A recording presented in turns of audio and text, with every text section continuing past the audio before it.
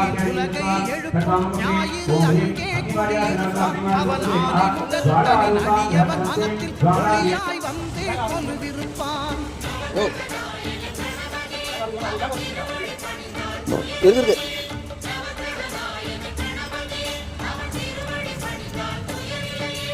ஒன்பது கோளும் ஒன்றாய் காண